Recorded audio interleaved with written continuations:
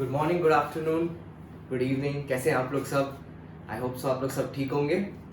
आइए आज हम लोग अपने 4th क्लास में हैं। इससे पहले हम लोग अपना क्लास शुरू करें, मैं आपके साथ कुछ न्यूज़ शेयर करना चाहता हूँ। हमारे पहले वीडियो में जो मैंने पहला क्लास का फर्स्ट वीडियो अपलोड किया था, आप लोग सब की वजह से 1K व्यूज़ पार कर गया है।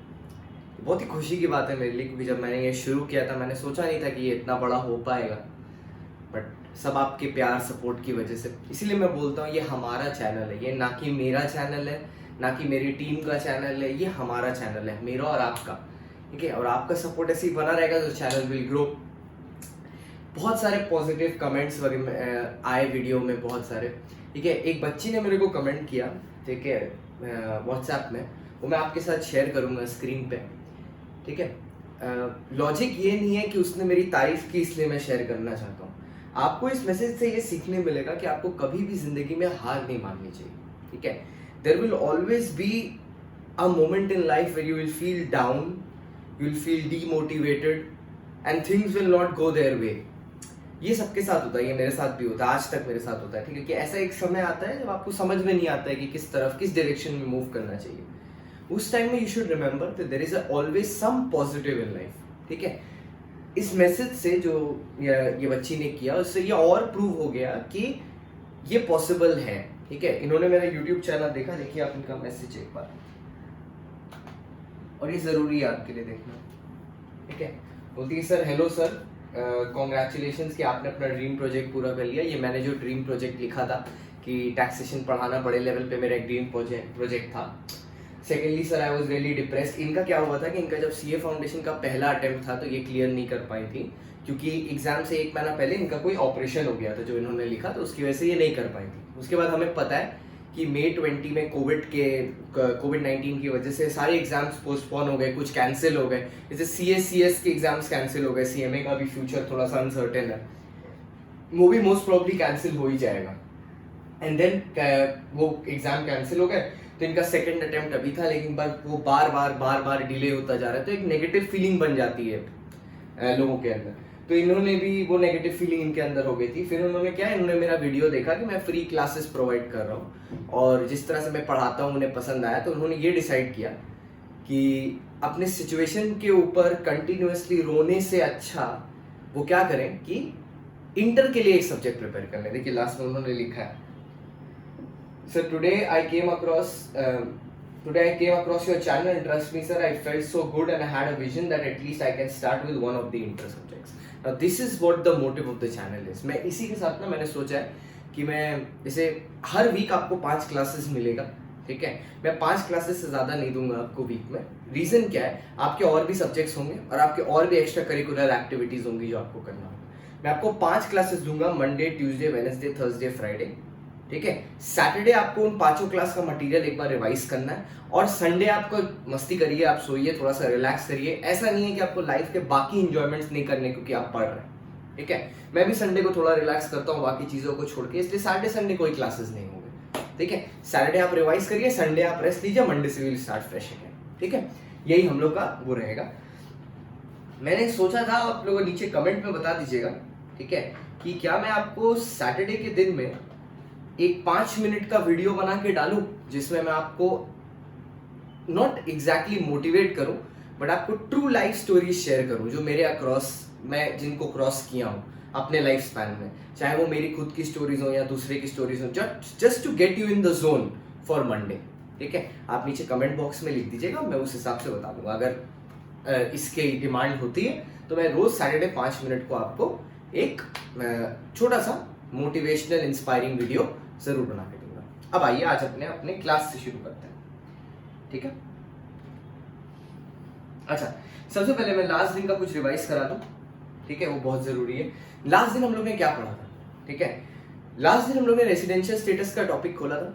ठीक है, रेसिडेंशियल स्टेटस के टॉपिक में बहुत इंपॉर्टेंट रिवीजन है, प्लीज ध्यान से सुनिएगा। सारी चीजें मैं रिवाइज करूंगा क्योंकि आज हम लोग क्या करने वाले हैं, आज हम लोग सम्स करने वाले हैं, जो कि सबसे ज्यादा जरूरी है, न्यूमेरिकल्स। ठीक है, न्यूमेरिकल से ज्यादा कुछ जरूरी नहीं है, आपको लॉ समझ में आ जाएगा, आप लॉ पढ़ भी लीजिएगा, पर अगर आप न्यूमेरिकल सॉल्व नहीं कर पाएंगे ना तो आपको एग्जाम में नंबर नहीं मिलेंगे। और बहुत जरूरी है कि नॉलेज के साथ साथ नंबर भी रहें, क्योंकि डिग्री भी इंपॉर्टेंट है।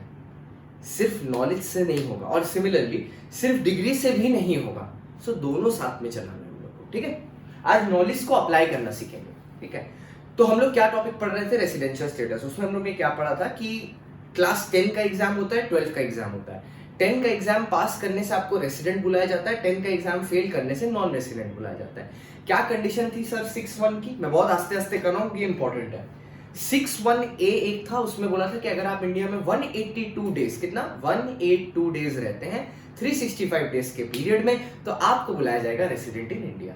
सिमिलरली जो 6-1B था वो ये बोलता था कि अगर आप इंडिया में एक पर्टिकुलर प्रीवियस ईयर में 60 डेज रहते हो, करंट प्रीवियस ईयर में, और पिछले 4 प्रीसीडिंग प्रीवियस ईयर्स में आप इंडिया में 365 डेज हो, कितने दिन हो, 365 डेज हो, तो हम लोग बोलते हैं कि उस सिचुएशन में आप हो रेसिडेंट। दोनों में से आपको कोई एक कंडीशन पूरी करनी होती थी। लेकिन 3 ऐसे केसेस थे, CEO cruise ship member, living India for the purpose of employment, and Monty Panesar, याद है, पर्सन ऑफ इंडियन ओरिजिन, और कटरीना कैफ, नमस्ते London, person of Indian origin. ये 3 केसेस में 6-1B इज नॉट एप्लीकेबल, ठीक है। ये थोड़ी कंफ्यूजन हो रही थी क्लास में कि 6-1A है कि 6-1B है। 6-1B is not applicable. Sir exam में कैसे याद रहेगा? अच्छा सुनो, सीईओ पढ़ते समय आपको ऐसा फील हुआ कि यार ये व्यक्ति जो लोग हैं ना, ये लोग जब इंडिया आएंगे ना, तो ये लोग इंडिया से जल्दी जाने की कोशिश कर रहे होंगे। हर आदमी इंडिया के बाहर एम्प्लॉयमेंट चाहता है जल्द से जल्द, जनरली कोई जल्दी मना नहीं करता, ठीक है। उसके बाद जो शिप के मेंबर्स हैं उनके लिए इंडिया के बाहर जाना is very much reasonable, means very much common, reasonable नहीं सॉरी, वेरी मच कॉमन, क्योंकि वो तुमको तो ट्रैवल करना ही है। और जो इंडियन ओरिजिन का पर्सन है वो जब इंडिया वापस आएगा इंडिया घूमने, तो वो वापस अपने देश जाएगा। तो आप याद रखना कि जब ऐसी 3 सिचुएशंस होंगी ना, गवर्नमेंट चाहेगी कि इनको जल्द से जल्द रेसिडेंट बना दो उसी पर्टिकुलर ईयर में, ठीक है। क्योंकि ये 1 टाइम आ रहे होंगे, इनका बहुत लंबा स्पैन नहीं होगा। क्योंकि इनका बहुत लंबा स्पैन नहीं होगा इंडिया में रहने के लिए, तो याद रखना, क्योंकि लंबा स्पैन है ही नहीं, तो 6-1B देख के मतलब ही नहीं है कि पिछले 4 साल में 365 हो गई। इसीलिए एक्ट ने वहां बोल दिया कि ये आप देखिए ही मत। अगर सीईओ का कंडीशन है तो सिंपल आप 6-1A देखिए, अगर 182 डेज इंडिया में है तो रेसिडेंट है, अगर 182 डेज इंडिया में नहीं है तो रेसिडेंट नहीं, ठीक है। याद रखिएगा 6-1B नहीं देखना है, क्योंकि वो लोग बहुत दिन नहीं रहने वाले इंडिया में, ठीक है। लॉजिक्स भी क्लियर रखिएगा, अगर आप भूल जाएं तो लॉजिक याद करने की कोशिश करिएगा, ठीक है। आते हैं नेक्स्ट, ये था 6-1A 6-1B था। उसके बाद था अगर आप, हाँ, जिस दिन वो इंडिया में आया है और जिस दिन वो इंडिया से जा रहा है, both days will be included in staying in India. फिर था 6-6 का कंडीशन, 6-6 का कंडीशन एंड था, AND, मतलब आपको ये दोनों फुलफिल करना होता था। 6-6 क्या था, क्लास 12 का एग्जाम। अगर आप क्लास 12 का एग्जाम पूरा कर लेते हो तो आपको एक एडिशनल डिग्री मिलेगी 10 और 12 दोनों की, तो आपका नाम हो जाएगा ROR, resident and ordinary resident. लेकिन अगर आपको 12 की डिग्री नहीं मिलती किसी कारणवश, तो 10 की तो नहीं छीन ली जाएगी, तो आपको क्या बुलाया जाएगा, सिर्फ R। बुक, डिफरेंट बुक्स में डिफरेंट नाम दिया हुआ है, जैसे कोई बुक में बोलता है RNOR, resident and not ordinary resident, या किसी बुक में सिंपल रेसिडेंट भी बोल देता है, तो दोनों ही सही है, ठीक है। क्या कंडीशन थी, किसी भी 2 प्रीवियस ईयर में आउट ऑफ 10 प्रीवियस ईयर आपको रेसिडेंट होना होगा। आज हम लोग इसकी प्रैक्टिस करेंगे, या तो मतलब एंड, या तो नहीं सॉरी, 2 प्रीवियस ईयर में 10 प्रीवियस ईयर में से आपको रेसिडेंट होना पड़ेगा, इमीडिएटली प्रीसीडिंग नहीं है, किसी भी 2 प्रीवियस ईयर में out of the last 10 previous year. आज हम लोग इसकी प्रैक्टिस करेंगे, सम्स है मेरे पास। एंड आपको 730 डेज इंडिया में रहना है out of 7 preceding previous year. यहां पे देयर इज इमीडिएटली प्रीसीडिंग। बच्चा ये कंफ्यूज हो जाता है, सर वो 2 वाला भी इमीडिएटली प्रीसीडिंग है, नहीं, वो 10 में 2 है, कोई सा भी, ठीक है। पर यहां पे लास्ट 7 में ही 730 डेज है, कोई सा भी नहीं, सिर्फ लास्ट 7 में 730, ठीक है। अब आगे आते हैं, ये था। उसके बाद हम लोग रेसिडेंशियल स्टेटस में आए थे HUF के। मैंने HUF के केस में सिंपल क्या बोला था, अगर कंट्रोल एंड मैनेजमेंट होली या पार्टली इन इंडिया है तो HUF रेसिडेंट है इंडिया में, अगर होली आउटसाइड इंडिया है तो HUF रेसिडेंट नहीं है। यही HUF वाला जो केस था, यहां तक मैंने जो बात बोली, बस यहां तक की बात, ये फर्म के केस में भी सेम है, लोकल अथॉरिटी के केस में भी सेम है, LLP के केस में भी सेम है, और आर्टिफिशियल जुरिडिक्शनल पर्सन AOP BOI सबके केस में सेम है। Control and management if only और पार्टली इन इंडिया, ठीक है, it is a resident in India, if होनली outside India it is not resident in India या नॉन रेसिडेंट इन इंडिया। ठीक है, आप आई होप आप यहां तक कैच कर रहे हो। और लास्ट एक लाइन मेरे को बोलना है, जो आरओआर का कॉन्सेप्ट है वो सिर्फ एचयूएफ में, ठीक है, और इंडिविजुअल में, और किसी में नहीं। जैसे एचयूएफ आरओआर कब हो सकता है, अगर जो करता है एचयूएफ का, करता कौन होता है, जो most senior member of the family होता है बच्चों, जो फैमिली को चलाता है, जैसे आपके दादाजी हो गए या पापा हो गए, जिसको बड़े पापा भी आप बोलते हैं, अंकल हो गए, ठीक है, जो भी फैमिली को रन कर रहा है, the most eldest person of the family, ठीक है, वो करता होता है। तो करता अगर 6 का कंडीशन पूरा करता है, 6 का कंडीशन क्या है, 2 out of 10 previous years and 730 days out of last 7 years, अगर वो 6 का कंडीशन पूरा करता है तो फिर पूरा का पूरा HUF resident and ordinarily resident हो जाए। ठीक है, कंपनी में आते हैं, कंपनी का रेसिडेंशियल स्टेटस कैसे होता है, कंपनी का residential status is very simple, any company which is an Indian company is resident in India, Indian company means which is incorporated in India. साथ ही साथ बोलता है एनी अदर कंपनी जिसका पोयम इंडिया में है, poem place of effective management, कैसे देखते हैं प्लेस ऑफ इफेक्टिव मैनेजमेंट, 50% से ज्यादा एसेट्स इंडिया में है, जो more than 50% of the employees जो उस कंपनी में काम करते हैं वो इंडियन रेसिडेंट है, मेजॉरिटी बोर्ड मीटिंग्स इंडिया में होता है, ये सारी चीजें हम लोग देख के डिसाइड करते हैं। आपके एग्जाम के लिए कौन से वर्ड्स इंपॉर्टेंट है, की management and commercial decisions are made in substance. एक बार सब मेरे साथ बोलेंगे, की management and commercial decisions made in substance, की management commercial decision made in substance. Made in substance का मतलब है, जैसे आप लोग अकाउंट्स में पढ़ते हैं ना, सब्सटेंस ओवर फॉर्म, मतलब बेसिक आपको खाली डिटेल्स नहीं फुलफिल करना है, इतना डिस्क्लोजर प्रोवाइड करना है आपको कि वो चीज परफेक्टली एक्सप्लेन हो जाए। सेम चीज हम यहां पे भी बोल रहे हैं कि इन सब्सटेंस मतलब एक्चुअल डिसीजंस उनको लेना है, ना कि सिर्फ बोलने के लिए। अब एक चीज और, ठीक है, ये आपके इंस्टीट्यूट मटेरियल में है इसलिए मैं डिस्कस कर रहा हूं आपको। ठीक है, जो लोग मैंने ये बात किया था ना क्रूज शिप मेंबर वाला, ठीक है, कि वो लोग जब इंडिया से जाएंगे तो उनके लिए आप सिर्फ 61A यूज करते हो, ना कि B। अब एक क्वेश्चन आता है कि सर फिर 61A से उनका रेसिडेंशियल स्टेटस निकालेंगे कैसे, क्योंकि सर बहुत बार ऐसा होता है कि एक शिप में एक क्रू मेंबर इंडिया से चला सर, फिर वो मलेशिया गया, फिर वो वापस इंडिया आया 2 दिन के लिए, फिर वो वापस मलेशिया चला गया, तो क्या हर 2-2 दिन का ट्रैक रखेंगे क्या सर? नहीं। जो सेलर होता है वो एक कॉन्ट्रैक्ट ऑफ डिस्चार्ज एंटर करता है, क्या नाम है, COD, कैश ऑन डिलीवरी नहीं, कॉन्ट्रैक्ट ऑफ डिस्चार्ज एंटर करता है, किसके साथ, वो शिप ओनर के साथ, ठीक है, जिसमें उसका सर्विस पीरियड होता है कि कितने पीरियड के लिए वो शिप पे सर्विस प्रोवाइड कर रहा है। तो इनकम टैक्स एकदम इसके साथ अपने आप को इंटीग्रेट करता है, वो बोलता है कि जिस दिन से कॉन्ट्रैक्ट ऑफ डिस्चार्ज एंटर हुआ है और जिस दिन पे कॉन्ट्रैक्ट ऑफ डिस्चार्ज खत्म हो रहा है, वो पीरियड रेसिडेंशियल स्टेटस में इंक्लूड नहीं होगा फॉर कैलकुलेटिंग 182 डेज। सिंपल सी बात। अब उस पीरियड में मान लो अगर वो इंडिया के शोर पे ही है शिप और वो वहीं पे है तो भी उसको इंक्लूड नहीं किया जाएगा। लाइक एक छोटा सा एग्जांपल लेके देखते हैं। लेट्स सपोज एक शिप, ठीक है, का कॉन्ट्रैक्ट एंटर किया गया 1 अप्रैल को, ठीक है, और वो शिप वापस, और वो कॉन्ट्रैक्ट एक्सपायर कर रहा है 31 दिसंबर को, लेकिन वो शिप यहां पे वापस आ जाता है सितंबर अगस्त 1 को, ठीक है। तो कायदे से आप अगर देखो तो आप अगस्त से गिनना शुरू कर देते, ठीक है, अगर ये कॉन्सेप्ट ना होता तो आप अगस्त, सितंबर, अक्टूबर, नवंबर, दिसंबर, जनवरी, फरवरी, मार्च, 8 महीना हो जाता। अगर तो आप रेसिडेंट बना देते, उसको भी 182 डेज क्रॉस कर जाता। पर कब तक है वो कॉन्ट्रैक्ट ऑफ डिस्चार्ज, वो दिसंबर तक है।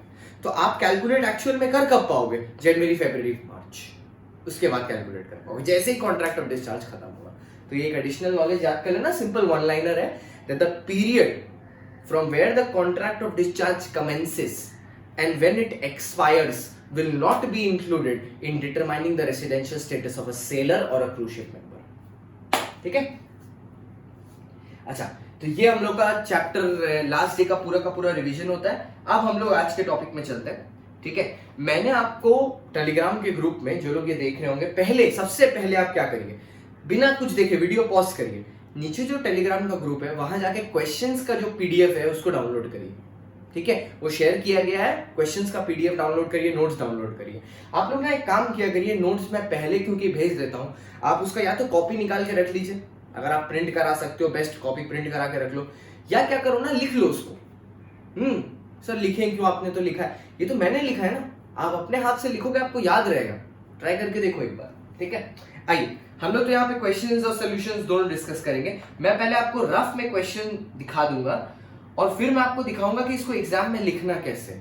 आंसर सही है, ठीक है, उसके नंबर 1 या 2 होते हैं 10 में, क्योंकि ये अकाउंटेंसी का पेपर नहीं है, आपको सही आंसर निकालने के लिए नंबर नहीं दिए जा रहे हैं, ठीक है। ये बहुत टीचर्स या बहुत बच्चे लोग ना समझ ही नहीं पाते हैं कि यहाँ पे ना, जैसे क्या है, टीचर समझते हैं टीचर कम्युनिकेट नहीं करते ये बात कि नोट्स लिख रहा है, वो सोचते बच्चे तो ये बात समझ ही जाएंगे, और बच्चे वो सोचते हैं जब टीचर ने बोला नहीं तो नोट्स लिखेंगे नहीं। आपको नोट्स लिखना कंपलसरी है डीटी और आईडीटी में, बिना उसके आपको नंबर नहीं मिलेगा, ठीक है। You have to explain the other person that you know the law. This is not a plus minus paper that you will get marks for addition, subtraction and multiplication, ठीक है। या अकाउंट्स या cost नहीं चल रहा, यहाँ notes is very important, ठीक है। आते हैं, पहला देखते हैं। ब्रेट ली, ऑस्ट्रेलियन क्रिकेटर, याद हुआ, मस्त फास्ट बॉलर था भाई। Australian cricketer player visits India for 100 days in every financial year. अब आपके दिमाग में तुरंत बत्ती जलना चाहिए। सर सबसे पहली बत्ती, क्या ये सीईओ में फॉल करता है? क्या ये क्रूज शिप मेंबर है? नहीं।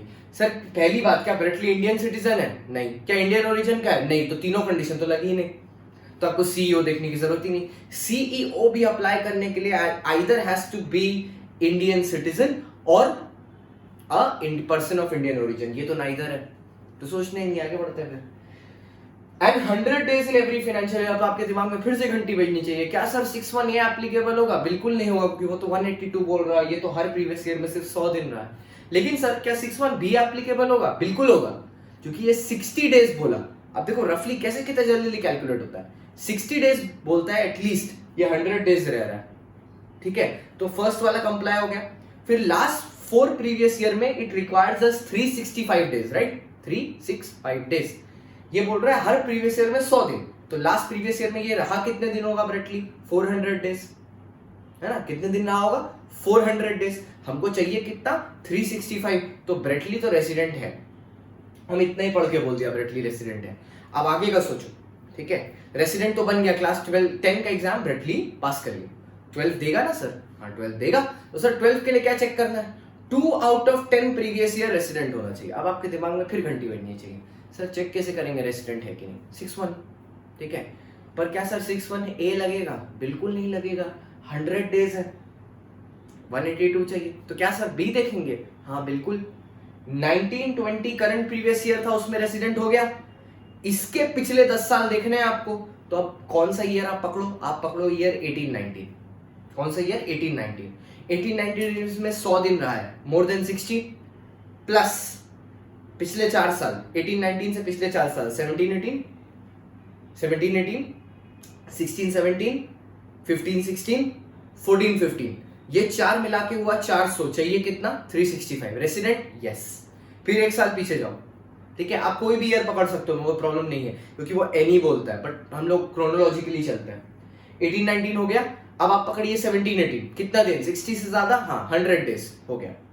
अब 1718 के पिछले 4 साल, 1617, 1516, 1415, 1314, 4 साल मिला के 400, हमें कितना चाहिए? 365, फिर रेसिडेंट हो गया। तो 66A तो कंप्लाई हो ही गया। 2 प्रीवियस ईयर आउट ऑफ 10 चाहिए, हमने प्रूफ कर दिया 1819 में भी है और 1718 में भी है, तो हमारा आधा काम तो हो गया। अब हमें दूसरा कंडीशन देखना है, क्योंकि यहाँ पे दोनों कंडीशन फुलफिल करना है। 61A में हमने सिर्फ एक ही कंडीशन देखा। हाँ मैंने 61 समझाते समय आपको A भी प्रूफ करके दिखाया, पर आपको क्योंकि दिख रहा है A एप्लीकेबल नहीं है, तो आप सीधा B यूज कर सकते हो, ठीक है। पर यहाँ पे तो आपको दोनों करना होगा। अब दूसरा वाला क्या था? पिछले 7 साल में 730 days इंडिया में रहना है। आपके दिमाग में तुरंत आ गया होगा सर ये तो कंप्लाई नहीं होगा, क्योंकि 7 साल अगर आप पीछे जाओगे तो 7 साल का टोटल ये, क्योंकि 100 days सब ईयर में रहा है, तो कितना होगा? 700। कितना टोटल होगा? 700, एंड 700 इज लेस देन 730, तो वो वाला कंडीशन तो पूरा होगा नहीं सर। बिल्कुल नहीं होगा। तो ब्रेटली का स्टेटस क्या होगा? Resident but not ordinarily resident. ठीक है, चलिए सर, ये तो आपने क्वेश्चन पूरा एनालाइज कर लिया, आंसर देख लिया। अब देखिए लिखते कैसे। मेन पॉइंट है लिखना।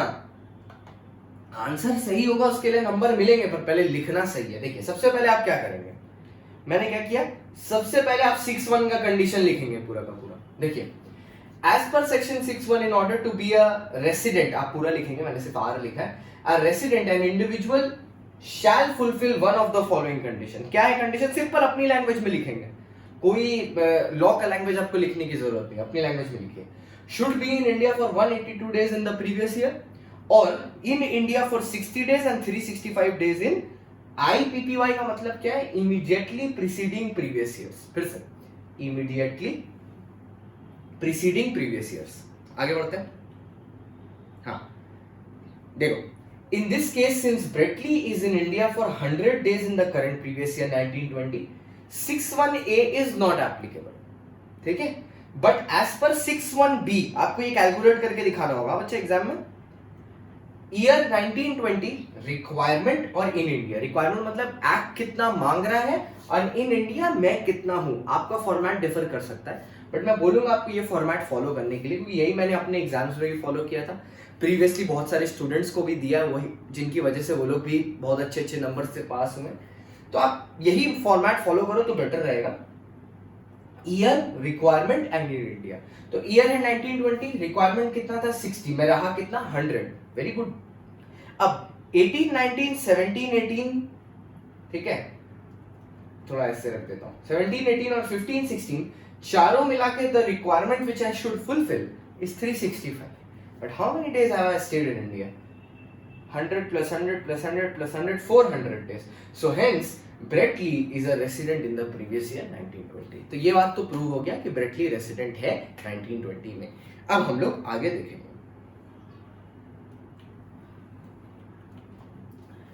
Further, as per section 6(6), in order to be an ROR, both the following conditions are to be fulfilled। दोनों फुलफिल करना है। क्या?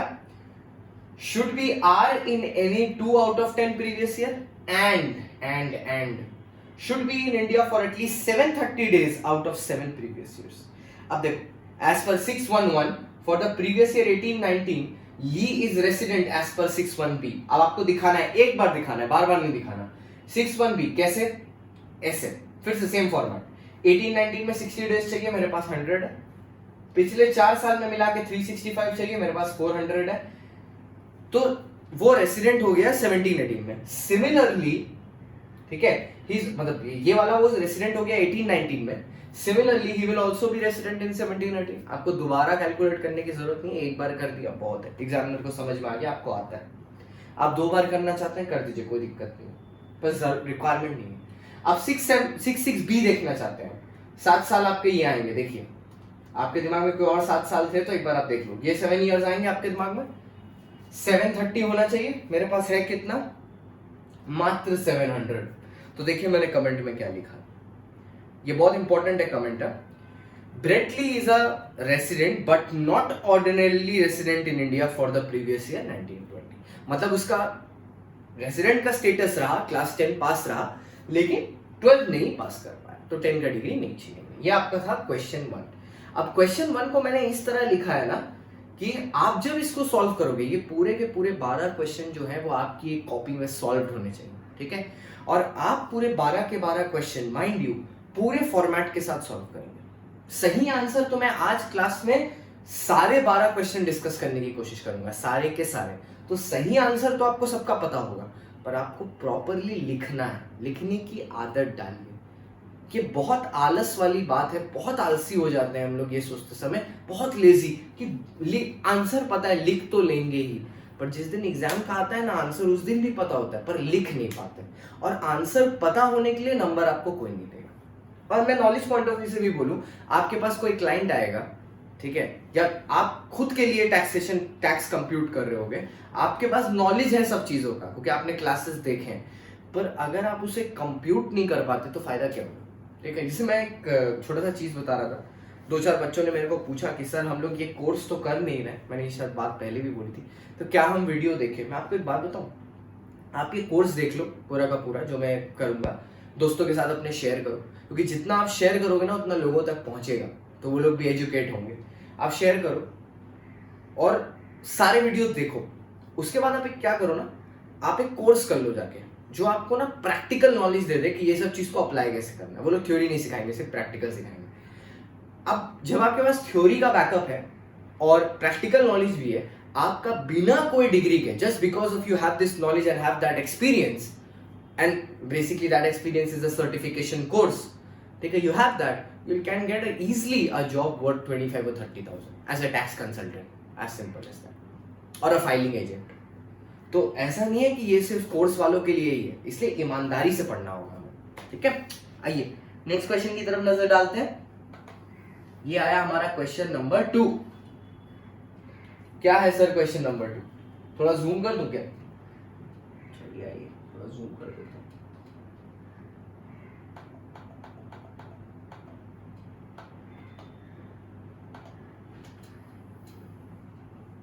ठीक है, क्या बोला? Mister B, a Canadian citizen, comes to India.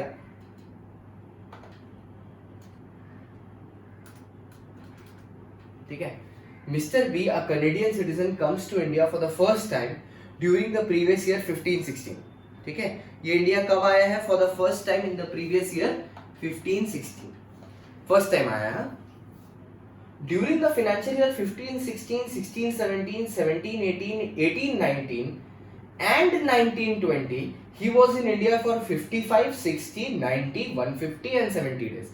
जल्दी से कैलकुलेटर पे टोटल कर लो सारे डेज, ठीक है। हम दिखाते हैं ये क्वेश्चन को आंसर कैसे किया था। Respectively determine his residential status for the assessment year 2021। Think, सबसे पहला कंडीशन क्या है? सीईओ में फॉल कर रहा है क्या? देखते हैं। कैनेडियन सिटीजन है, बाहर, सीधा बाहर, C61 में दोनों कंडीशन चेक करना। 1920 में कितना दिन रहा? 182 डेज है। 1920 में there is only 70 days here, right here 70 days. So is it more than 182? नहीं, तो 61A नहीं आएगा। But sir is it more than 60? Yes, it is more than 60। ठीक है, तो अब आपको क्या देखना है? पिछले 4 साल का टोटल शुड बी 365, मतलब 150 plus 90 plus 60 plus 55 should be equal to, at least equal to 365 days, then he will be a resident। ठीक है, देन हम लोग बाकी कंडीशंस चेक करेंगे, क्योंकि 10 पास होने के बाद ही 12 चेक किया जाएगा। Let's see what the solution says. He is, but मैं आपको बता दूं वो रेसिडेंट नहीं है। देखते हैं, देखिए, in current previous year 70 days which is more than 60, in the last 4 immediately preceding previous years वो सिर्फ 355 डेज रह पाया। 50 प्लस 90 प्लस 60 प्लस 55, सिर्फ 355। सिंस, देखो लिखा है मैंने, since the stay does not exceed 365 days he is an NR in the previous year 1920। मैं आपको जितना यहाँ पे नोट्स में लिख देता हूँ, जितना यहाँ से पढ़ा देता हूँ, इट इज इनफ। जो टॉपिक्स मेरे को आपको इंस्टीट्यूट मटेरियल से बोलना होगा, मैं आपको टॉपिक यहाँ पे लिख दूंगा, वो टॉपिक आप वहां से कर सकते हैं। ये दोनों टॉपिक खत्म होने के बाद will do some MCQs just to मतलब थोड़ा सा नॉलेज चेक करने के लिए, ठीक है। MCQs. Let's come to question number 3। आइए, क्वेश्चन नंबर 3 एचयूएफ रिलेटेड है। क्या बोल रहा है?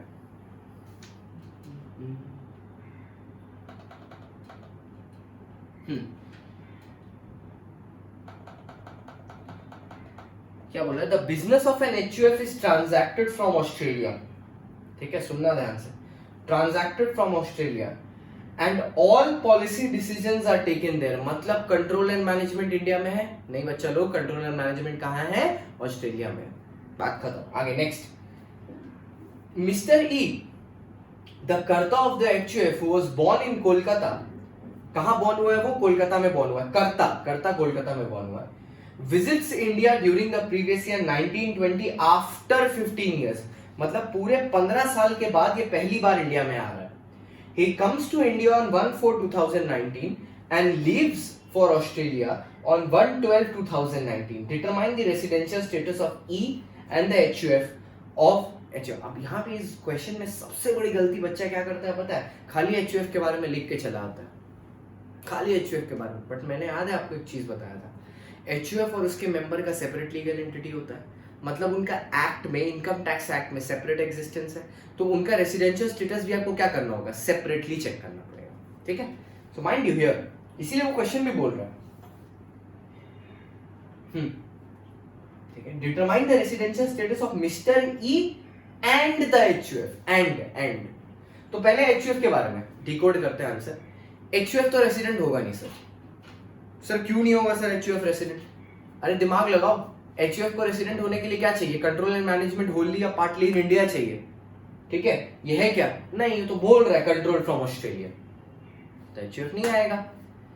अब बात रही मिस्टर ई की, तो मिस्टर ई इंडिया आया कब है? पहली बात 15 साल के बाद आया, तो आपके दिमाग में टोक करके बजना चाहिए कि सर इसके केस में 6 तो आएगा ही नहीं, क्योंकि 10 साल में 2 साल रह नहीं पाएगा, क्योंकि 15 साल बाद आया है ना। और सर दूसरी बात क्या है, 7 इयर्स में 732 भी रह नहीं पाएगा, क्योंकि 730 भी रह नहीं पाएगा, क्योंकि क्या किया है सर, इंडिया तो 15 साल बाद आया है। तो आपको खाली चेक क्या करना है, 6-1। तो अब 6-1 के हिसाब से देखो, he comes to India on 1/4/2019, मतलब अप्रैल के मंथ में, and leaves India on December 1, 2019। Calculate, अप्रैल, मई, जून, जुलाई, अगस्त, सितंबर, अक्टूबर, नवंबर, दिसंबर को छोड़ दो, नवंबर 8 को अगर तुम 30 से भी कर लो तो 240 डेज है, वो इंडिया में है। हालांकि डेज 240 से ज्यादा होंगे, क्योंकि हम लोग 30-31 वाला कैलकुलेशन करेंगे प्रॉपरली, वो आप दिमाग में याद रखिएगा। मंथ्स कैलकुलेट करके कभी 30 से मल्टीप्लाई मत कर दीजिएगा, वो गलत होगा। आपको एक्चुअल डेज पता होने चाहिए। जिनको नहीं पता वो ये ट्रिक तो पता होगा, जो यहाँ आएगा नकल्स पे जो आएगा उस पे 31 डेज होते हैं, और उसके बाद वाले जो बीच के गैप में आता है उसमें 30 डेज होते हैं, फरवरी एक्सक्लूडिंग। आइए, ये सब बचपन में करते होंगे आप भी, ठीक है। बोलो, since the HUF is controlled and managed from Australia wholly, the HUF is an NR as per section 6 clause 2. For Mr. E, previous year 1920 he is in India for 245 days, मतलब 6/1A complied, 1st April to 1st December are as per 6/1A, but 6/6 not applicable, क्योंकि 15 साल में एक बार भी तो India आया ही नहीं है, तो 6/1 देखने का कोई रिक्वायरमेंट ही नहीं। आइए आगे बढ़ते हैं।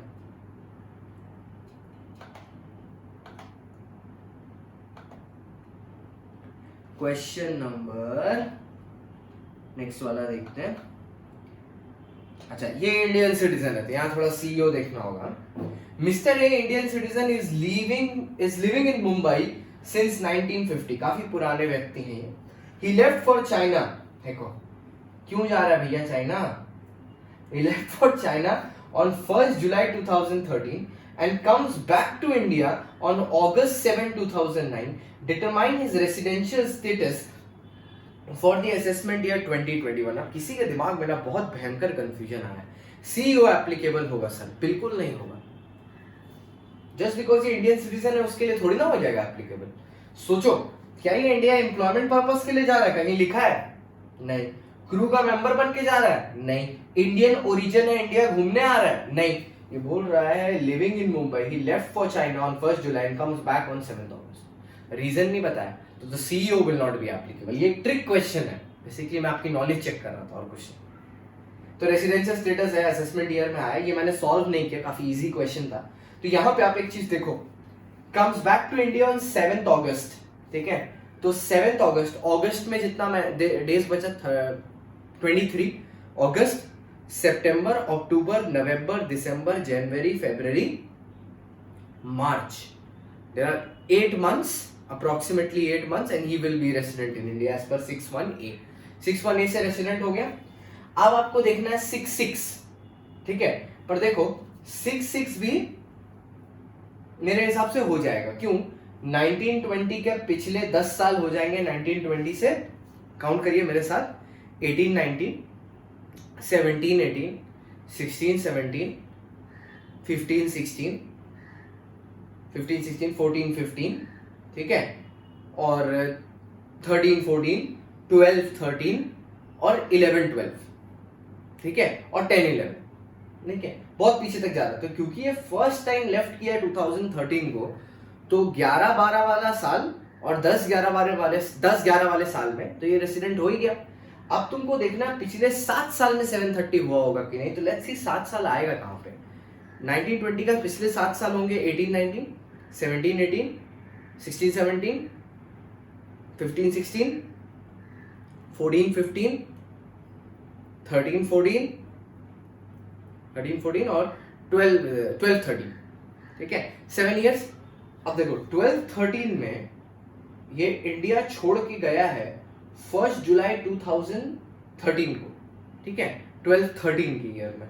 तो 12 13 ईयर में तो ये इंडिया में है, पर 13 14 ईयर से ये गायब है, ठीक है 13 14 ईयर से गायब है। तो वहां पे पूरा का पूरा 365 इंडिया में, जुलाई के मंथ में आपका मार्च अप्रैल मई जून इंडिया में, और जुलाई का फर्स्ट उसको भी इंक्लूड करेंगे। तो यहाँ पे आप पकड़ लो, वहां पे 365 था, यहाँ पे रफली आपका 90 प्लस 1 91 इधर है, 365 वहां पे, 90 यहाँ पे, 91 यहाँ पे, ठीक है। और उसके बाद कुछ नहीं, 365 और 91 के बाद कुछ नहीं। तो ये रेसिडेंट एंड ऑर्डिनरी रेसिडेंट नहीं होगा। तो इसका आंसर क्या होगा? सॉल्व आपको खुद करना है पूरा लिख के नोट के साथ। और आप लिख के नोट के बाद मतलब करने के बाद आप चाहे तो उसको स्कैन करके मेरे को ईमेल कर देना, या आप व्हाट्सएप में भेज देना मेरे को, या आप ये भी कर सकते हो कि आप उसको टेलीग्राम में ही वापस अपलोड कर दो, ठीक है। तो मैं आपको चेक करके बता दूंगा अगर कुछ गलत है, या अगर आपको कुछ इंप्रूवमेंट चाहिए। तो ये बहुत ज़रूरी है कि आप खुद लिखो और मेरे से एनालाइज करवाओ। तो अगर आप अपना टाइम इन्वेस्ट करोगे तो आपके लिए ही अच्छा है। तो आप लिख के भेजो, मैं पक्का से आपको चेक करके बताऊंगा कि सही है, क्या गलत है, या क्या इंप्रूवमेंट करना है, ठीक है। तो इनका आंसर क्या होगा? रेसिडेंट है but not ordinary resident. Next,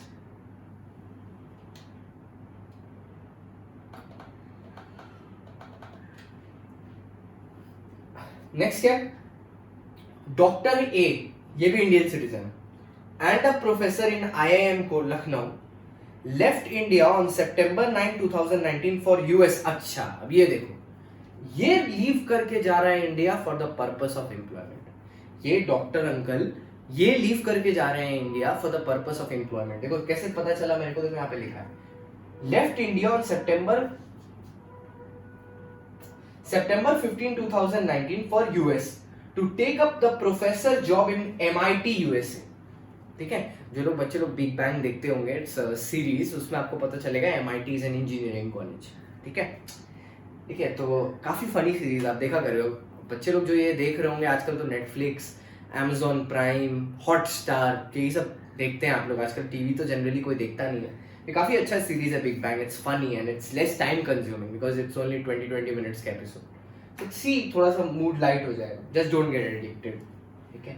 एक टाइम में मेरे को भी बहुत बुरा एडिक्शन लग गया था, एक एक दिन में पूरा सीजन खत्म हो जा रहा, फिर देन आई स्टॉप्ड इट, ठीक है। तो MIT के जॉब के लिए जा रहा है, तो क्या 61B एप्लीकेबल होगा? कतई नहीं सर, सिर्फ 61A से देखना होगा हमको, ठीक है। Determine his residential status for the assessment year 2021, मतलब 1920 प्रीवियस ईयर। सोचो, थिंक 15 सितंबर को ही इज लिविंग इंडिया, मतलब इंडिया में कब से कब तक था? अप्रैल से सितंबर तक इंडिया में होगा, क्योंकि सितंबर के बाद इंडिया से जा रहा है 15 सितंबर को। तो 15 डेज ऑफ सितंबर, ठीक है। मैं एक बार कैलकुलेटर ले लेता हूं।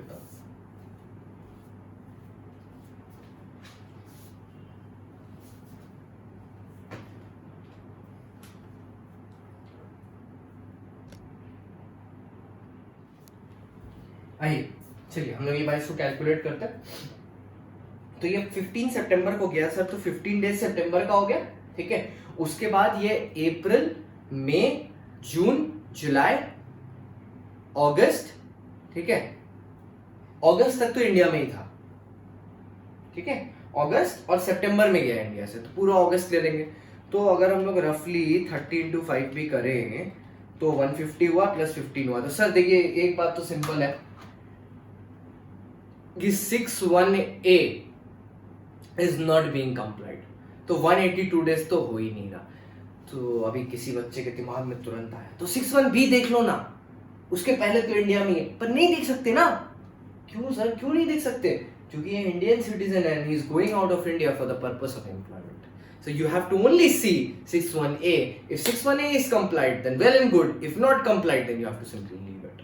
ठीक है, एक बार फिर से कर लेते हैं। अप्रैल में 30 डेज, ठीक है। आप ऐसे कर लो, जनवरी, फरवरी, मार्च, अप्रैल, ठीक है, अप्रैल में 30, मई में 31, ठीक है, मई में 31, जनवरी फरवरी मार्च अप्रैल मई में 31, जून में 30, जुलाई में 31, अगस्त में भी 31 और सितंबर के 15 डेज, 168 डेज आ रहे हैं टोटल, ठीक है, 168 डेज आ रहे हैं total, so he will not B a resident in India, ठीक है। Let's see the next question please.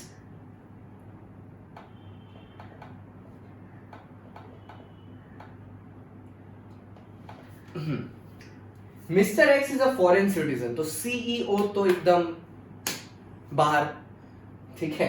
ये क्वेश्चन पढ़ो आप।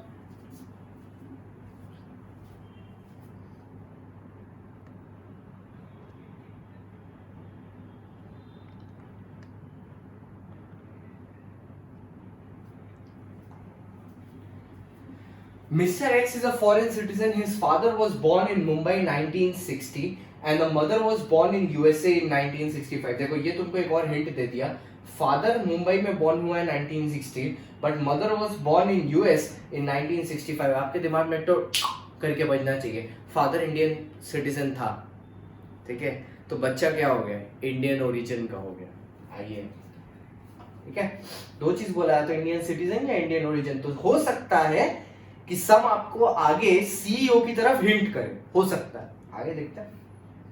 His father was born, अच्छा ये क्वेश्चंस कहां से हैं, ये क्वेश्चंस कहां से हैं, सीएस सीएस सीएमए का मटेरियल और एक दो मेरे अपने क्वेश्चन सब कंबाइंड है एक ही प्लेस पर, बेस्ट, आपको अलग अलग चीज सोचने की जरूरत नहीं, ठीक है। तो हाँ, फिर क्या है, and the mother was born in US in 1965, his grandfather was born in Chennai 1935। ये और आपको हिंट दे रहा है ओरिजिन का। Mister X is coming India to see Taj Mahal, normally लोग बाहर से इंडिया ताजमहल देखने आते हैं, ठीक है, and visit other historical places in India, ये झूठ है, सिर्फ ताजमहल देखने आए, ठीक है। और अब क्योंकि मेरे को समझ में आ गया he is a person of Indian origin who is coming to visit India, CEO में कौन सा कंडीशन एप्लीकेबल होगा, ओ, रेसिडेंट कौन से देखना है 61A, अगर रेसिडेंट है तो ओके, नहीं है तो Tata. He comes to India on 1st November 2019 for 200 days. 1st November 2019 को आया है for 200 days। आप अपना दिमाग मत लगाइए, उसने बोल दिया है 200 days के लिए आया, ठीक है। आगे, he has never come to India before, अरे ठीक है कोई बात नहीं, never come to India before हमको समझ में आ गई, इससे हमको क्या हिंट देना चाहता है, वो ROR नहीं होगा, because he has never come to India before, तो ROR होगा ही नहीं। Determine his residential status, is he resident? Is he a resident in India? Yes, he is a resident because he has stayed in India for how many days? 200 days. November, December, January, February, March. ठीक है, ये मतलब total उसका stay है 200 days का, so he becomes a resident in India for the assessment year 2021. ठीक है, एक चीज हालांकि आप चेक कर सकते थे, just क्रॉस वेरीफाई करने के लिए, एक बार मैं देख लेता हूँ, फिर आपको बोलता हूँ अगर वैसा कुछ है तो।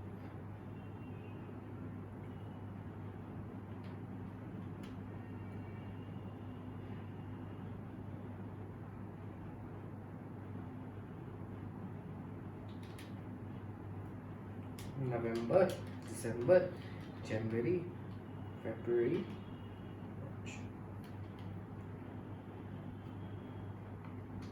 पता है एक बहुत यूनिक सा चीज है जो इंस्टीट्यूट के मटेरियल ने ट्रैक नहीं किया, ठीक है, देखिए वो 1 नवंबर में इंडिया में आ रहा है फॉर 200 डेज, वो बात तो ठीक है, पर ये 200 डेज ना एक ईयर में नहीं हो रहा है, 2 ईयर में स्प्रेड आउट हो जा रहा है, इस वजह से वो ना तो इस ईयर में रेसिडेंट होगा ना अगले ईयर में रेसिडेंट होगा।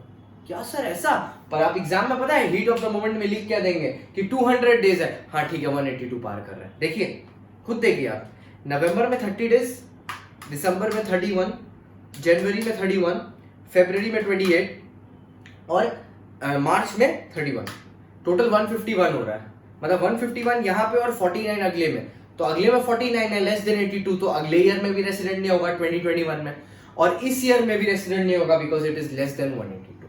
Very important question, mark as important, ठीक है। ये पूरा हिंटिंग था, आपको मजबूर कर रहा था ये सोचने पे कि वो रेसिडेंट आप उसको लिख दो, but you always should use your brain and your calculator and then give your answer. Anil है इंडियन सिटीजन है, तो अब ये इंडियन सिटीजन है तो सीईओ हो सकता है, लीव्स इंडिया ऑन 22 सितंबर 2019। कौन से दिन? 22 सितंबर 2019। किस पर्पस के लिए गया है अनिल? अनिल है, अनिल कपूर सर नहीं। For the first time to work as an engineer in France. He is leaving India for the purpose of what? Employment. And he is leaving for the first time. ठीक है, तो पहले 18-19 में आप ये देख लो क्लास 10 पास किया है कि नहीं। अगर 18-19 में क्लास 10 पास कर गया, सॉरी 19-20 में क्लास 10 पास किया है कि नहीं, अगर 19-20 में क्लास 10 पास कर गया, ठीक है, तो आपको पीछे वाला कंडीशन में आप रिलैक्स हो जाओ, क्योंकि पीछे वाला सारा कंडीशन फुलफिल होगा। 12th तो ये पास किया ही किया है अगर 10 पास कर ले। कैसे? Because for the first time he is living India. मतलब पिछले 10 के 10 साल में वो रेसिडेंट है सारे साल में, और पिछले 7 साल का तुम टोटल कर लो तो वो पूरे दिन तो इंडिया में था। मतलब वो इंडिया में कितने दिन रहा होगा? अगर 365 into 7 कर लो तो 2555 डेज इंडिया में रहा ही होगा। तो मेन लड़ाई ये है, क्या ये रेसिडेंट है कि नहीं। तो सितंबर 22 को ये इंडिया से गया है ना, 22 सितंबर को ये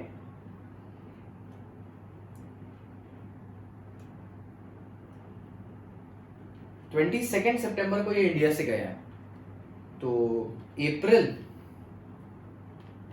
मई, जून, जुलाई, अगस्त और 22 सितंबर का 175। Since he has stayed only 175 days, क्योंकि 10 ही पास नहीं कर पाया, he will be a non resident in India for the previous year 1920। अब आपके दिमाग में कितना भी खिचड़ी पक रहा हो कि सर पर उस हिसाब से तो हो गया है, कि किस हिसाब से हो गया है सर, कि इस हिसाब से हो गया है कि उसका तो 6-6 कंप्लाई हो जाएगा। पर भैया अगर 6-1 ही नहीं हो रहा है तो 6-6 लेके क्या अचार डालेंगे हम लोग? ठीक है, अब हम लोग ने अपना यहाँ पे अगर आप एक लाइन ड्रॉ करें, दिमाग में भी अपने एक लाइन ड्रॉ करिए इस पोर्शन के बाद, हम लोग ने अपना एक बहुत मेजर टॉपिक खत्म कर दिया, which is the days calculation and determining a person's residential status. That is done. Sums practice, 9 sums practice किया आपने, डन।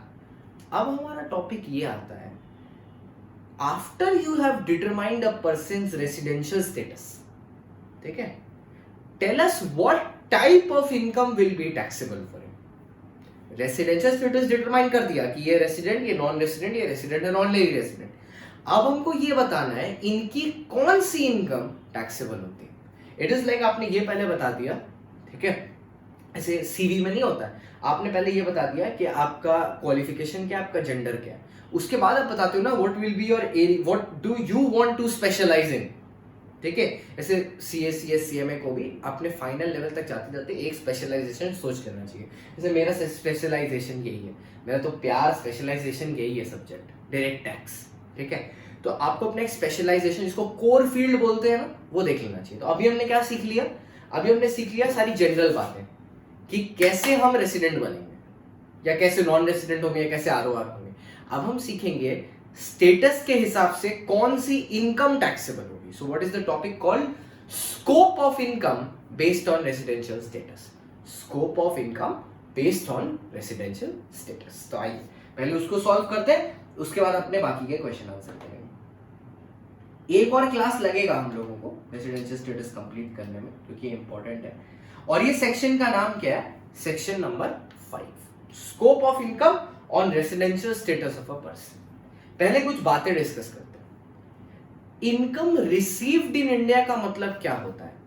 कि हमको पैसा इंडिया में मिला हो, कि हमको पैसा इंडिया में मिला हो। लाइक फॉर एग्जाम्पल, कोई आदमी हमको रेंटल पेमेंट कर रहा है, मेरे हाथ में पेमेंट कर रहा है इन इंडिया, ठीक है। Deemed to be received in India क्या होता है?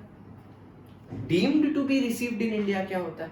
Deemed to be received in India ये होता है कि मान लो मेरा एक प्रॉपर्टी है जो इंडिया में, ठीक है, लेकिन मैं रहता हूँ लंदन में। जो मेरा रेंट, मतलब जो जिसको मैंने रेंट पे दे के रखा है, वो जो भाड़ा है, जो रेंट है, वो यहाँ पे बैंक में डिपॉजिट करता है, और बैंक का काम है वो पैसा हमको भेज देना रेमिटेंस के द्वारा बाहर इंडिया में, ठीक है। तो जब उसने पैसा इंडिया में जमा किया, भले ही पैसा जाएगा बाहर मेरे पास, but it is received in India, तब उसको बोलते हैं deemed to be received in India, ठीक है। तो इनकम रिसीव्ड इन इंडिया समझा दिया, deemed to received in income समझा दिया। फिर इनकम अक्रूड इन इंडिया का क्या मतलब होता है अक्रूड या अराइज? अक्रूड या अराइज का मतलब होता है कि वो इनकम को कमाने वाली एक्टिविटी, वो इनकम को कमाने वाली एक्टिविटी इंडिया में की गई है। जैसे सपोज मैं एक कंपनी के लिए काम करता हूँ, सपोज एक टेक कंपनी के लिए काम करता हूँ, टेक कंपनी का नाम इन्फोसिस ले लेते हैं थोड़ी देर के लिए, इंडियन कंपनी है। अब इन्फोसिस क्या करती है, मेरे को भेजती है सपोज लंदन सर्विस प्रोवाइड करने के लिए। अब जो सर्विस मैंने लंदन में प्रोवाइड की, ठीक है, तो वो अक्रूड कहाँ होगी? लंदन में, because the services are put to use there, ठीक है।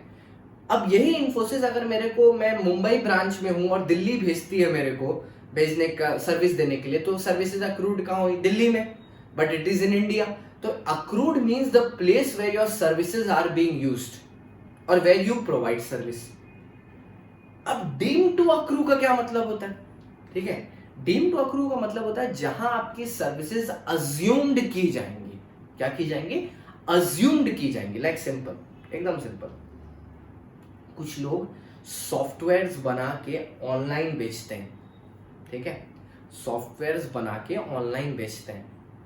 तो वैसे केस में अगर मान लो आपका कोई सॉफ्टवेयर इंडिया में डाउनलोड होता है, ठीक है, तो आपको ये बात पता है अगर वो सॉफ्टवेयर इंडिया में डाउनलोड होता है तो वो पर्टिकुलर सर्विस प्रोवाइडर है जिसने वो सॉफ्टवेयर दिया है उसको इंडियन गवर्नमेंट को टैक्स देना पड़ेगा, बिकॉज वो service will be deemed to accrue and arise in India.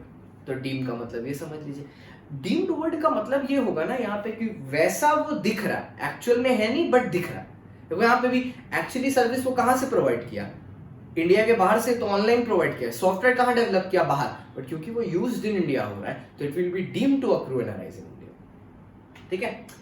अब एक वर्ड आता है, ठीक है, अभी मैं थोड़ी देर बाद इसको अलग से डिस्कस करूंगा, deemed to accrue and arise. इसके ऊपर अपना एक पूरा सेक्शन है 9, ठीक है, कि deemed to accrue and arise का मतलब क्या होता है, अभी आएंगे उसमें। अभी जनरल बातें देखते हैं, ठीक है। अगर कोई इनकम रिसीव्ड इन इंडिया हुई है, देखो 3 व्यक्ति का मैंने नाम लिखा है, ROR, आर या जिनको प्यार से resident and not ordinary resident भी बुलाते हैं, और NR। ये जो भाई साहब है ना, ROR resident and ordinary resident, जिन्होंने 10 भी पास किया, 12 भी पास किया, इनका ग्लोबल इनकम इंडिया में टैक्सेबल है।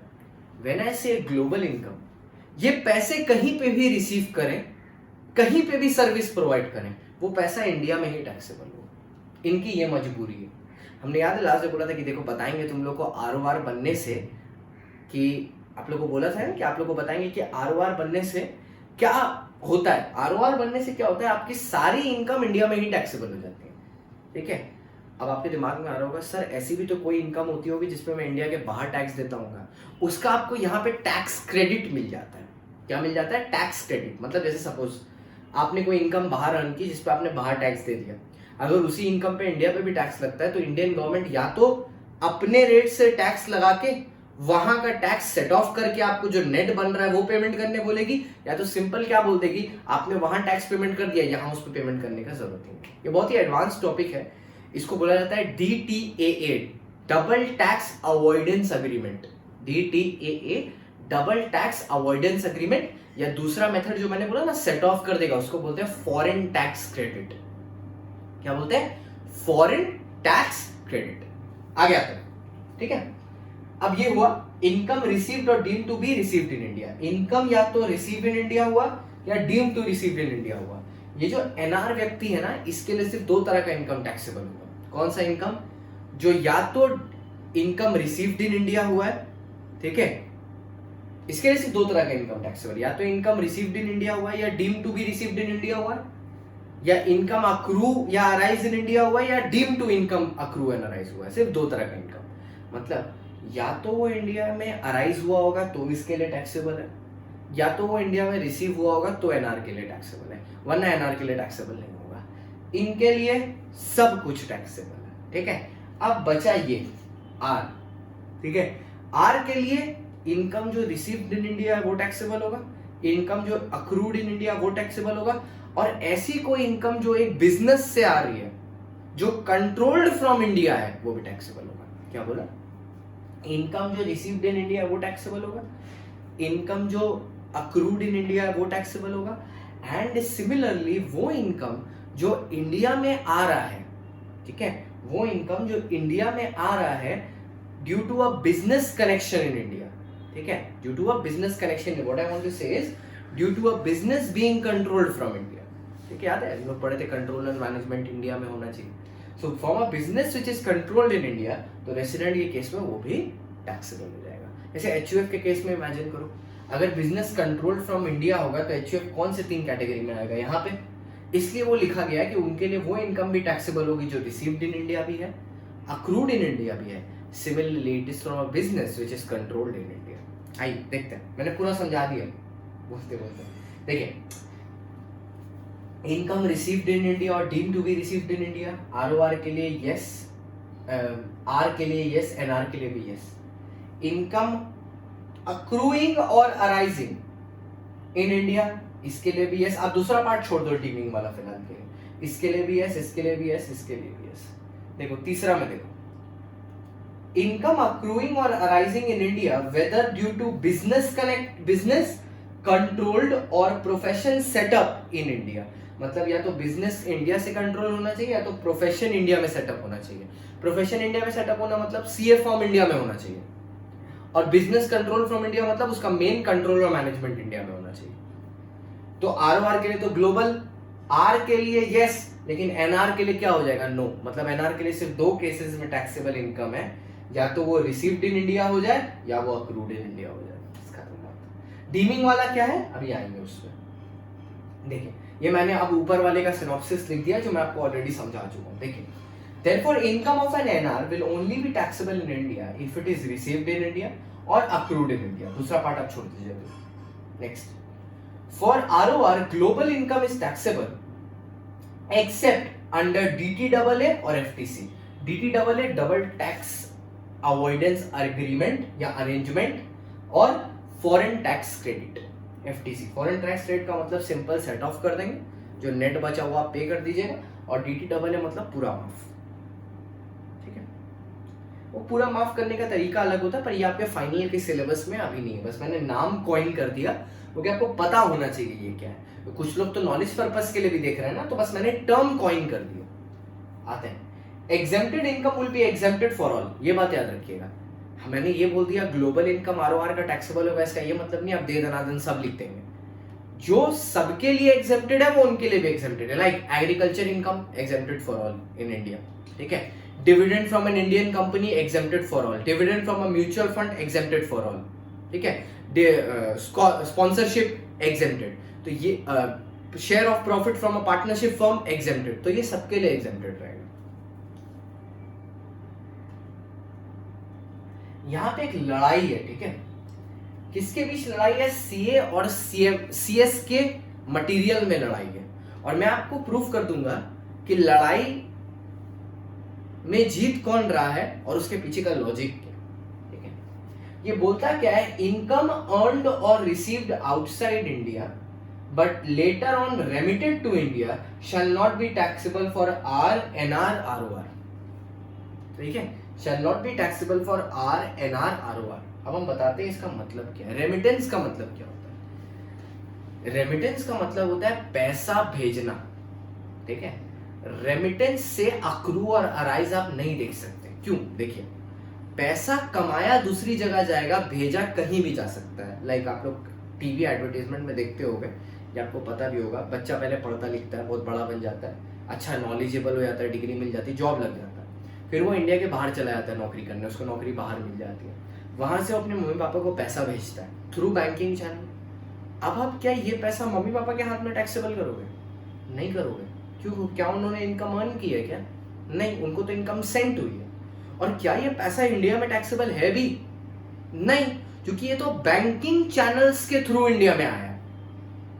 कैसे इंडिया में आया, बैंकिंग चैनल्स के थ्रू इंडिया में आया। तो तुम बोलेगा कि, मतलब आप बोलेंगे कि सर फिर एक काम करिए ना, वो जो आदमी है जिसने पैसा यहाँ भेजा उसको टैक्स दे दो, पर वो आदमी बोलेगा मैंने इनकम अर्न की है सपोज ऑस्ट्रेलिया में, इनकम अक्रू भी ऑस्ट्रेलिया में हुई है, मेरे को मेरे एम्प्लॉयर ने पेमेंट भी ऑस्ट्रेलिया में किया, और मैं टैक्स भी ऑस्ट्रेलिया में भर रहा हूं, तो मैं इंडिया में रेसिडेंट क्यों बनूं। लॉजिक, क्या वो इंडिया का कोई भी फैसिलिटी यूज कर रहा है, नहीं कर रहा है, तो ऐसी इनकम किसी के लिए टैक्सेबल नहीं होगी, ऐसी इनकम किसी के लिए टैक्सेबल नहीं होगी, ना आरओआर के लिए, ना आर के लिए, ना एनआर के लिए। ऐसा बोलता है सीएस इंस्टीट्यूट, ऐसा बोलता है सीएस इंस्टीट्यूट, आईसीएसआई। लेकिन सीए इंस्टीट्यूट यहां पे एक डिफरेंट ओपिनियन देता है। सीए इंस्टीट्यूट बोलता है जो आर है चलो ठीक, जो एनआर है वो ठीक, लेकिन आरओआर का तो हमने बोला ना ग्लोबल इनकम टैक्सेबल होगा। तो फर्क क्या पड़ता है कि वो पैसा कहीं पे भी अक्रू या अराइज हुआ, उसका तो ग्लोबल इनकम टैक्सेबल है, तो everything becomes taxable in India. तो सीए इंस्टीट्यूट बोलता है रेमिटेंस के थ्रू भी अगर पैसा इंडिया में आया है तो सिर्फ आरओआर के लिए टैक्सेबल होगा। अब मेरा एनालिसिस क्या बोलता है और क्या चीज सही है? सही ये है कि हम लोग सीए इंस्टीट्यूट का व्यू लेके चलें। क्यों? आप लॉजिकली देखो, आरओआर का जैसा डेफिनेशन है वो क्या बोलता है, global income is taxable in India. और आरओआर कौन सा आदमी है जो 7 साल में 730 डेज इंडिया में रहा है, plus 2 out of 10 previous year India में रहा है। मतलब तुम एक चीज सोचो, that person has a substantial stay in India, substantial time के लिए वो इंडिया में रहा है, ठीक है। So we can get a hint कि वो पैसा उसने यहीं पे अर्न किया होगा, ठीक है। सो इसीलिए आरओआर के केस में the remittances will be taxable in India. ROR के केसेस में द रेमिटेंसेस जो उसको बैंकिंग चैनल से आया है will be taxable in India, but for NR and R the same will not be taxable, ठीक है। आई नेक्स्ट, अच्छा जो नॉन रेसिडेंट्स होते हैं ना, नॉन रेसिडेंट सेलर, ठीक है, जो लोग सेलिंग करते हैं ना, सेलर, जो लोग इंडियन शिप पे काम करते हैं but they are basically non residents, उनको क्या होता है, उनको इंडियन बैंक के साथ एज पर आरबीआई रूल एक नॉन रेसिडेंट अकाउंट मेंटेन करना पड़ता है। क्या मेंटेन करना होता है? Non resident account. इसको बुलाते हैं एनआरई अकाउंट। तो इसी अकाउंट में उनका सैलरी आता है, ठीक है। तो क्योंकि ये सर्विसेज प्रोवाइड कर रहे हैं इंटरनेशनल वाटर्स में, ठीक है, और शिप चाहे इंडियन हो या फॉरेन कोई फर्क नहीं पड़ता, इंटरनेशनल वाटर्स में, और पैसा जो है वो अकाउंट में रिसीव हो रहा है, तो एक दिमाग में हिंटिंग आता है कि सर ये पैसा तो आप इंडिया में टैक्सेबल कर लो, क्योंकि बैंक अकाउंट तो इंडियन बैंक के साथ ही मेंटेन्ड है। इस पे क्लैरिफिकेशन आया है, क्योंकि सर्विसेज इंडियन वाटर्स में नहीं इंटरनेशनल वाटर्स में की जा रही है, and it is on a ship which is going outside India, ठीक है। सो इस केस में we will not go by received in India, we will not go by received in India, instead received by India नहीं देख के, instead we will think of something else, we will tax it on the basis of जहां पे service provide किया गया, and since it is provided outside India the same will not be taxable in India, ठीक है, even though वो पैसा India के bank account में क्यों ना मिल रहा। सिमिलरली एक एडवांस सेक्शन भी है जो ये बोलता है कि इस एनआरई अकाउंट पे रखते रखते जो इंटरेस्ट मिलता है ना, इस एनआरई अकाउंट में जो पैसा वो लोग रखते हैं, नॉन रेजिडेंट का पैसा जो पड़ा रहता है, उस पे जो इंटरेस्ट मिलता है वो भी एग्जेम्प्टेड है एक्ट में, ठीक है। मतलब जो मेन डिपॉजिट है वो तो टैक्सेबल होगा ही नहीं, उस पे जो इंटरेस्ट मिल रहा है, क्योंकि बैंक अकाउंट में पैसा रखते हैं तो इंटरेस्ट मिलता है, it's nothing like a savings account only, उस पे जो इंटरेस्ट मिल रहा है बच्चा लोग वो भी टैक्सेबल नहीं होगा, मतलब पूरा जज है। इसलिए मैंने ग्रीन में लिखा है, देखो क्या बोलता है, NRE account is an NR account maintained with an Indian bank. Money is received on account of services provided by the NR sailors on the ships outside India, not included in the total income. फिर देखो मैंने नीचे लिखा, interest received on such account is also exempted, ठीक है, जो इस पे इंटरेस्ट मिला है वो भी exempted होगा। अब आइए क्वेश्चन नंबर 12।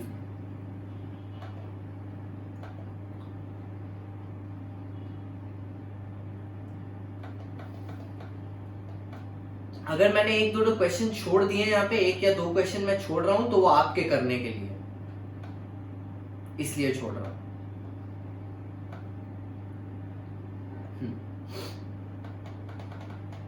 क्वेश्चन क्या बोल रहा है,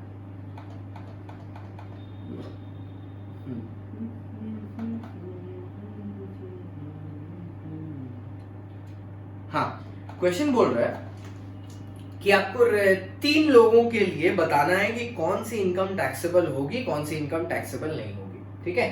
3 लोग कौन कौन है सर, ये मैं बोल्ड कर दूं क्या थोड़ा, इसका फॉन्ट चेंज कर देता हूँ, तो ये थोड़ा विजिबल हो जाएगा।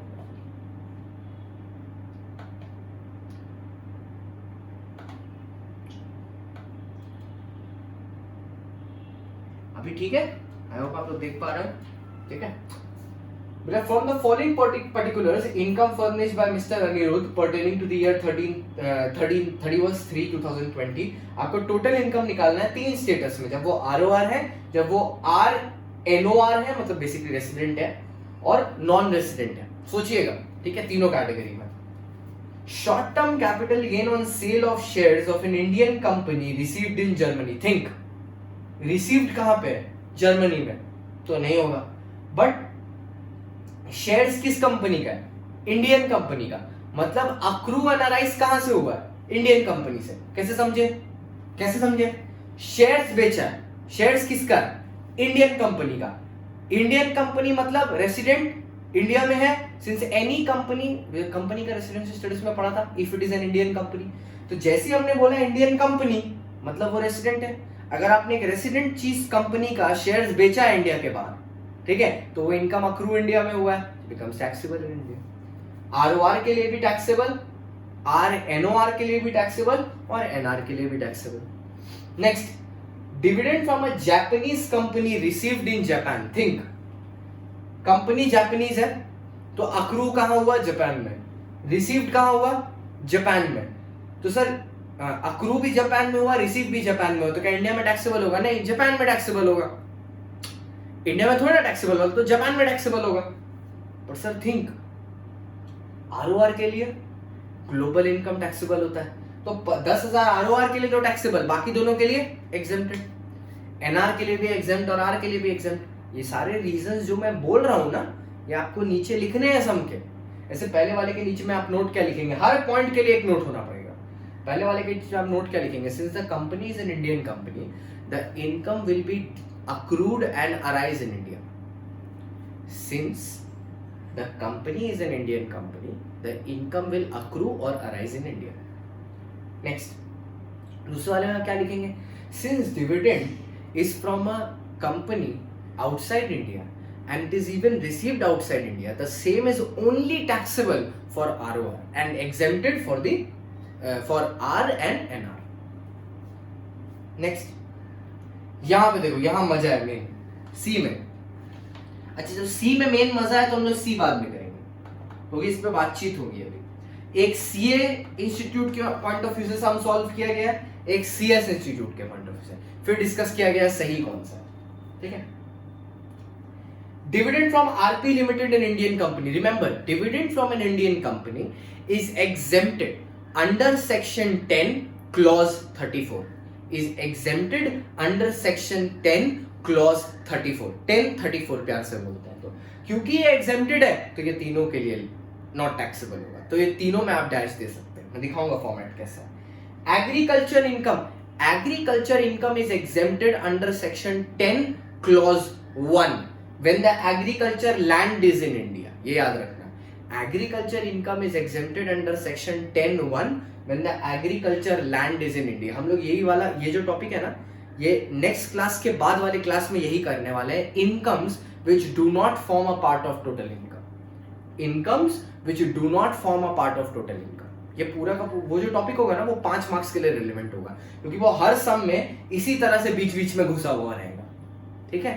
तो incomes which do not form a part of total income, तो ये भी दोनों के लिए, तीनों के लिए एग्जेम्प्टेड। अब हमारी बातचीत है इस पे,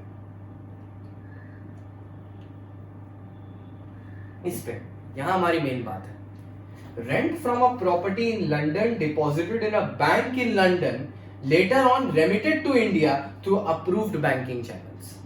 समझ रहे हो बात क्या है?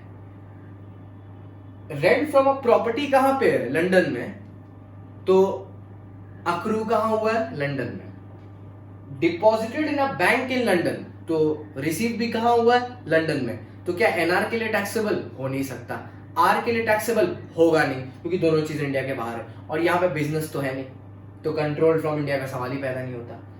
लड़ाई किसके बारे में है? आरओआर के बारे में, क्योंकि ये रेमिटेंस होके इंडिया में आ गया है, रेमिटेड थ्रू बैंकिंग चैनल।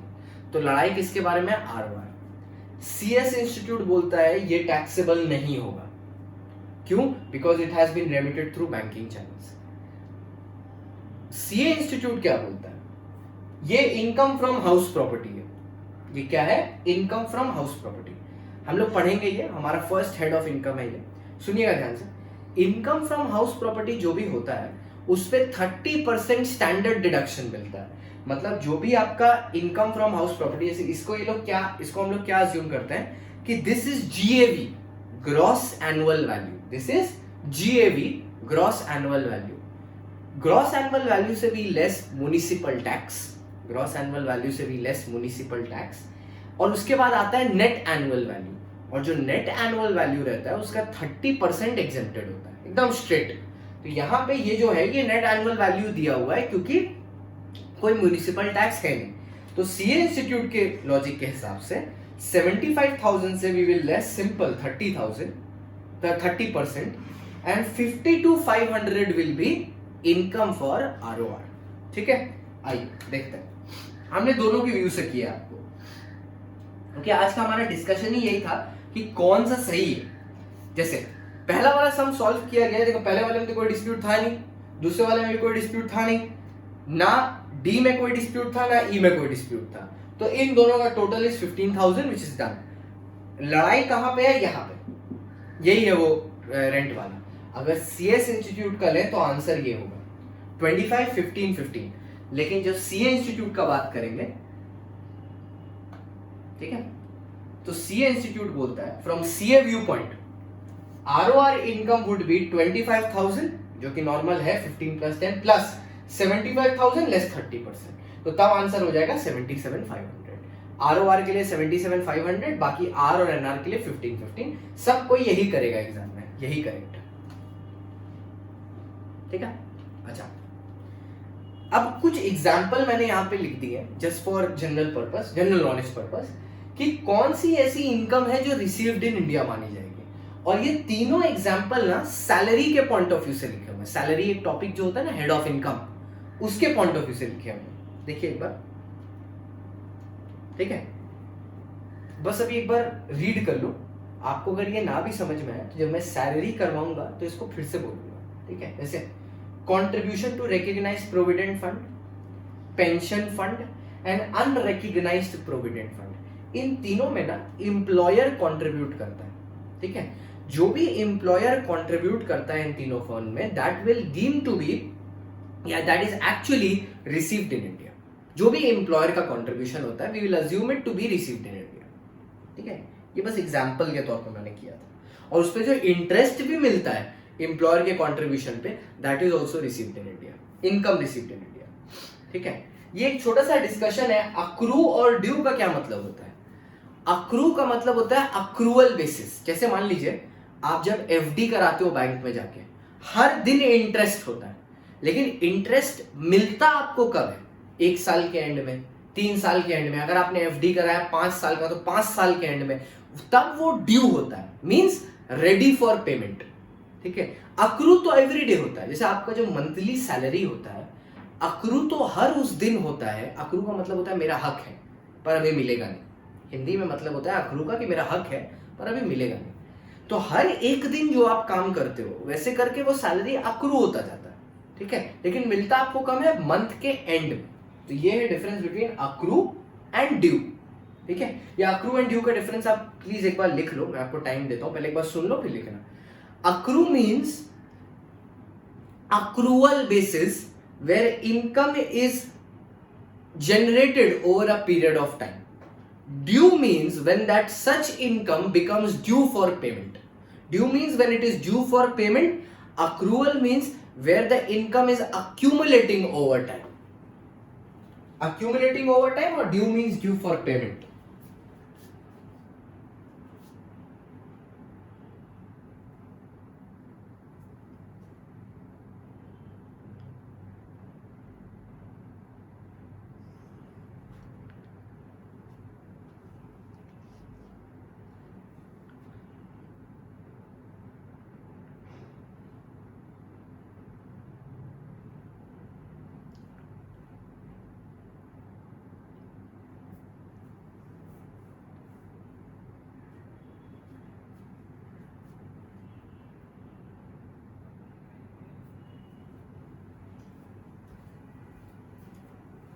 हो गया? ठीक है, आपका नेक्स्ट वीडियो मोस्ट प्रॉब्ली कल सुबह आ जाएगा, ठीक है, इसी टाइम के अराउंड। एक्चुअली प्रॉब्लम कुछ हो जाती है कभी कभार नेट पे अपलोड करने पे, मैं देख रहा हूँ पिछले 1-2 दिन से मैं वीडियो अपलोड करता हूँ, वो जो यूट्यूब का प्रोसेसिंग में है कभी कभार बहुत टाइम लगने लगता है, उसके बाद फिर वो कैंसिल हो जाता है, मेरे को 1-2 बार करके अपलोड करना पड़ता है, ठीक है। तो वो आपको टेंशन लेने की दरकार नहीं है, ये हो जाएगा, वो मेरा आउटलुक है, हो जाएगा। अच्छा, अब इसके साथ साथ हमारा आज का पोर्शन जितना मेरे को कराना था वो कंप्लीट हो जाता है, ठीक है। अब बस एक पोर्शन बचता है, deem to accrue and arise and business connection. जब मैं एक्चुअली इसके बेसिस पे हम लोग को सम्स तो हम लोग ने किए, एक ही सम किया, तो अगला class will be totally focused on deem to accrue and arise section 9 और उसके सम्स, एंड इसी के साथ साथ रेसिडेंशियल स्टेटस खत्म हो जाएगा, ठीक है। मैं आपको ये थोड़ा थोड़ा करके मैंने इसलिए कराया क्योंकि ये एक इंपॉर्टेंट टॉपिक है, और मैं चाहता हूं क्योंकि मैं 5 वीडियो दे रहा हूं आपको पूरे वीक के दौरान, ठीक है, तो ऐसा भी नहीं कर सकता कि मैं 2-2 घंटा 3-3 घंटा के वीडियो दूं, क्योंकि उसमें प्रॉब्लम ये एक, ठीक है, वो अपलोड नहीं होते, ठीक है, बहुत टाइम लग जाता है। एक वीडियो अपलोड करूंगा अगर 3 घंटा का, जिस तरह की जैसा होता है, वो आधा दिन निकल जाएगा उसको अपलोड होने में, ठीक है, आधा दिन चला जाएगा अपलोड होने में, और फिर आप एक बार में तो देखने में भी अजीब लगता है 3-3 घंटा का वीडियो, 2 घंटा के बाद तो हमारा कॉन्सेंट्रेशन हिलने लगता है। इससे मैं 1-1 घंटा के वीडियो देता हूँ आपको, एक हफ्ता में लगभग 5 से 6 घंटा के वीडियो मिल जाएंगे। आप बस जिस दिन जो आ रहा है उसको उस दिन देख लीजिए और अपनी पढ़ाई को कंटिन्यू करिए। अभी आपका आज का काम क्या है, जितने क्वेश्चंस थे वहां पे मैं एक्सपेक्ट करूंगा सबको एटलीस्ट 6 क्वेश्चंस सॉल्व करके मेरे को आज ही टेलीग्राम में या ईमेल में या फोन में व्हाट्सएप के थ्रू आप भेजिए लिख के, जिससे मैं उसे चेक कर सकूं, ठीक है। Thank you so much for watching. Please channel को लाइक, सब्सक्राइब और शेयर करना ना भूलें, और लोगों को भी इससे ज्वाइन कराइए, मूवमेंट का पार्ट बनाइए। Together we can make a difference. Thank you so much, देखते रहिए। Thanks for watching, good night.